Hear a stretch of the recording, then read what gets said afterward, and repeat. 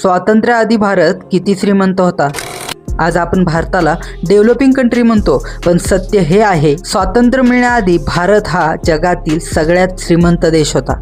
सन 1700च्या आसपास संपूर्ण जगाच्या टोटल इकॉनॉमीपैकी जवळजवळ 25% संपत्ती फक्त एकट्या भारताकडे होती. आजच्या भाषेत सांगायला गेलं तर त्या काळात भारताची टोटल अंदाजे 35 ते 40 ट्रिलियन डॉलर इतकी होती. त्या काळात भारत हा फक्त देश नव्हता, तो होता जगाचा फायनान्शियल सेंटर. भारताकडून कापड, मसाले, सोने, हिरे, स्टील, आयुर्वेद संपूर्ण जगात एक्सपोर्ट होत होतं.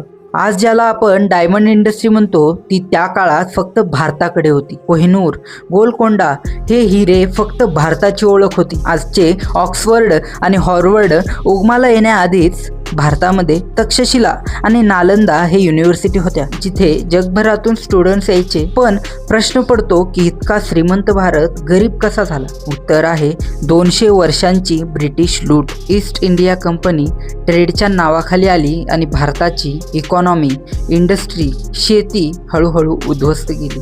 हिस्टोरियन उत्सा पाटनायक यांच्या अभ्यासानुसार ब्रिटिशांनी भारतातून जवळजवळ 45 ट्रिलियन डॉलरपेक्षा जास्त संपत्ती लुटून नेली. 1947 मध्ये भारत स्वतंत्र झाला, पण तेव्हा भारत जवळजवळ रिकामा झाला होता. आता प्रश्न हा उरलेला आहे की 2025 मध्ये भारताकडे किती पैसा आहे? 2025 मध्ये भारताची GDP अंदाजे 3.7 ट्रिलियन डॉलर इतकी आहे आणि टोटल नॅशनल वेल्थ सुमारे 15 ट्रिलियन डॉलर्स इतके आहे. म्हणजेच लक्षात ठेवा की भारत हा कधीच गरीब नव्हता, भारताला गरीब केलं गेलं होतं आणि तरीही आज भारत पुन्हा एकदा नव्याने उभा राहतोय. जर तुम्हाला इतिहास माहीत नसेल तर वर्तमान कळणार नाही.